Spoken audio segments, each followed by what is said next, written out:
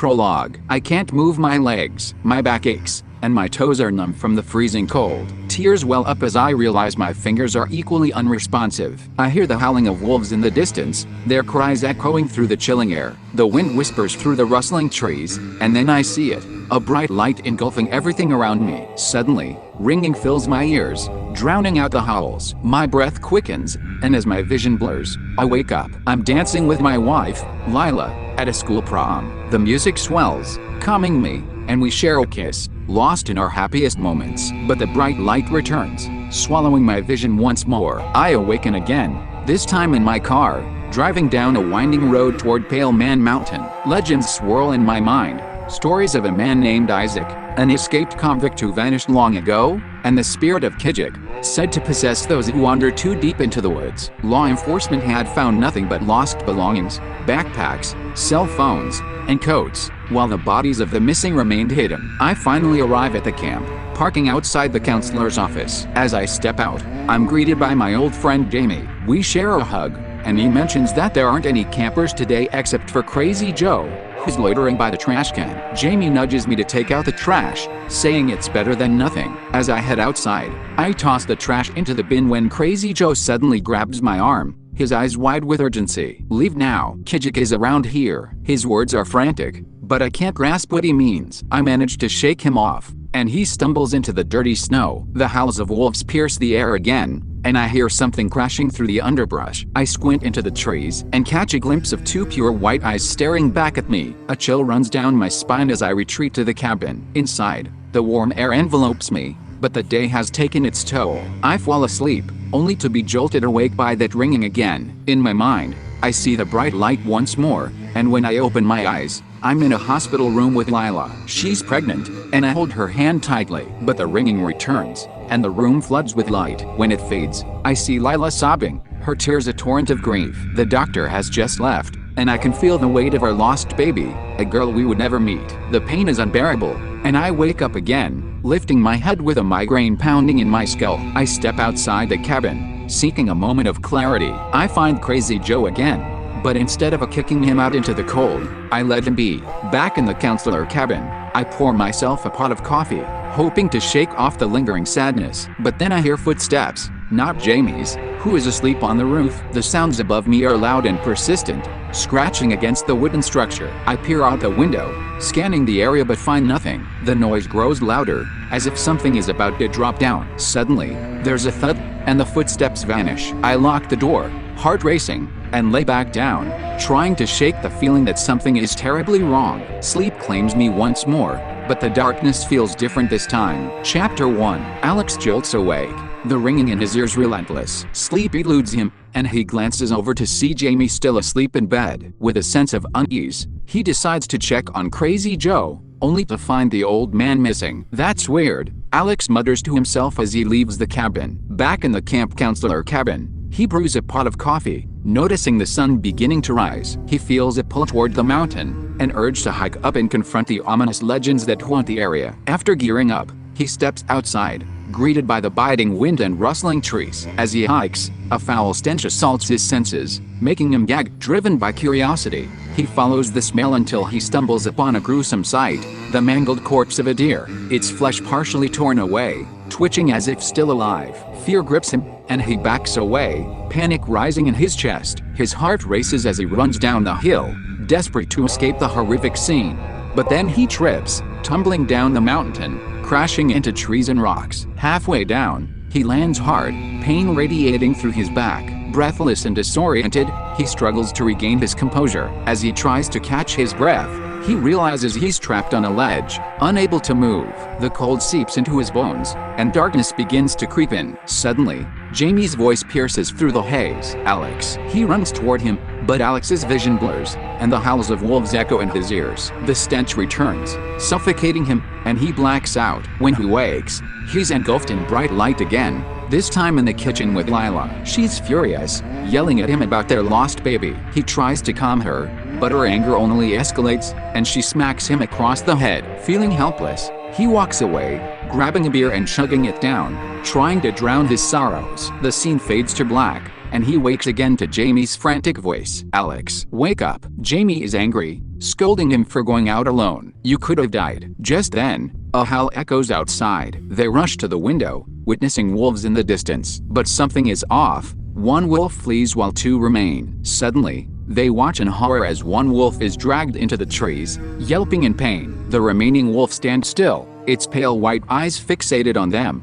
tearing into the fallen creature, then dragging its body away into the darkness. Breathing heavily, they bolt outside, but their vehicles are wrecked. Returning to the cabin, they find their phones dead. Alex plugs his in, realizing they're trapped until dawn. "What about Crazy Joe?" he asks, panic rising again. They rush to the last place they saw him, discovering a blood trail leading up the mountain where Alex had gone. Jamie dials 911, explaining their situation. "They'll be here in 3 hours," he says, but the sense of dread lingers. They sit on the bed, contemplating their fate. Jamie lies down, but Alex can't shake the feeling of dread. As he finally succumbs to sleep, he's jolted awake again, this time by Lila's voice, filled with rage, telling him she hates him. He's baffled, unable to respond as she storms off upstairs, leaving him sobbing. When he awakens again, the cabin is eerily silent. No chirping birds, no howling wolves, just the wind rustling the trees. He glances over to Jamie's bed but finds it empty. A note on the counter reads, "Went to the watchtower for food. Be back soon." Suddenly, the lights flicker and go out. A hissing sound draws his attention outside, where he sees the generator destroyed, smoking ominously. Panic surges as he hears rustling in the bushes. The pale eyes reappear, watching him, tilting its head in an unsettling manner. It screeches, a high-pitched wail that pierces his ears. Terrified, Alex races back inside, locking the door and barricading it with his bed. He crouches behind it, praying to God for safety, and finally succumbs to sleep once more, haunted by the nightmares that await. Chapter 2. Alex wakes up, disoriented in an eerie silence. He calls out for Lila, but the emptiness surrounds him. Panic sets in as he ascends the stairs to their bedroom, only to find her missing from bed. His heart races as he checks the bathroom, and horror washes over him. Lila has overdosed, lifeless in the tub. He collapses to his knees, cradling her in his arms, tears streaming down his face as he sobs uncontrollably. Suddenly, he jolts awake again, this time to a loud banging sound. Pushing his bed aside, he cautiously opens the door, only to see Jamie burst in, panic-stricken. "Calm down, man, we're fucked," Jamie gasps. Only 2 hours have passed. Before they can catch their breath, the door shudders violently, something pounding against it. Gripped by fear, they shove Alex's bed against the door, their hearts racing in sync. The creature outside lets out a blood-curdling scream, climbing onto the roof. The sound of splintering wood echoes as it crashes through, grabbing Jamie and pulling him up into the darkness. "No!" Alex screams, blood dripping down as he hears Jamie's agonizing cries. The horror intensifies as Jamie's mangled body falls through the hole, eyeball hanging out, limbs grotesquely broken, guts spilling out. Alex feels his stomach churn, paralyzed by fear. Realizing he can't stay, Alex pushes the bed aside and bursts through the door, his heart racing as he glances back to see the creature on the roof. It screeches, a horrifying sound that sends chills down his spine. He bolts into the woods, adrenaline fueling his flight. The creature, a frail, pale figure with thin hair and long, broken limbs, pursues him. It presents a looming shadow in the trees. Alex runs faster, but he trips, hitting the ground hard. Scrambling to his feet, he resumes his frantic escape. Finally, he reaches the watchtower, but his relief is short-lived. The door is destroyed, claw marks etched into the ground, and the radio lies shattered. He steps back, heart sinking, but the creature is already behind him, knocking him out cold. When he awakens, he finds himself in a dim, horrific scene. Crazy Joe, mangled but alive, his eyes missing and a leg grotesquely snapped. The creature looms over him, biting into Joe's head, revealing half of his brain. Crazy Joe! Alex screams in despair, but the creature continues to devour him. Fueled by panic, Alex lifts himself, but the creature tackles him to the ground. He kicks it off, scrambling to escape. As he races out of the cave, he hears the monster's distorted voice calling after him, "No,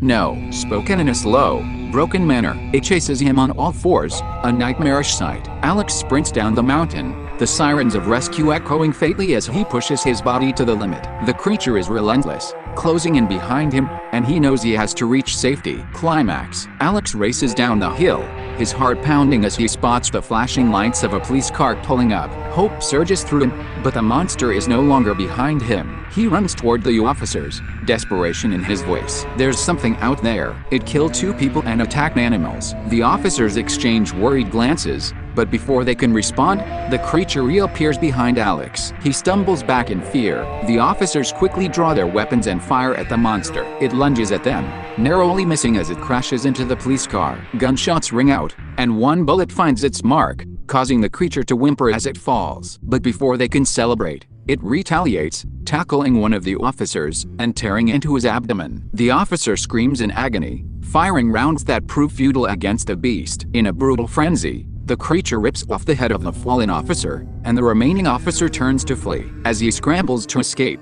the monster grabs him, tearing out his spine with horrifying ease. Alex, horrified, races toward the road, jumping into the car and speeding off. But the engine sputters and fails, forcing him to crash. He pushes the door open and tumbles out, only to see the creature looming over him. In a panic, he falls down a steep hill, hitting the ground hard against the jagged rocks. Alex feels a sharp pain in his back, realizing he can't move his legs. Blood seeps from his mouth and nose as he hears the haunting howls of wolves approaching. As he lies there, the wolves draw closer, and in a moment of dread, the creature attacks them, killing one and starting to eat its corpse. But the monster doesn't finish its meal. It crawls towards Alex, shivering in pain. Their eyes meet, and the creature screams in his face, a terrifying sound that echoes in the stillness. Just then, the distant sound of sirens reaches the monster's ears, prompting it to flee. Alex looks up at the sky, feeling the wind pick up as he lays there, bleeding and broken. He starts to drift away, a mix of sadness and unexpected peace washing over him. He recalls happier times, dancing with Lila at prom, laughing and sharing a kiss. The memory bright against the encroaching darkness. As the sirens grow louder, paramedics and police find his lifeless body, desperately trying to revive him, but it's too late. Alex is gone, his spirit finally free. He is buried beside Lila, and in the afterlife, he hopes to find the joy he lost.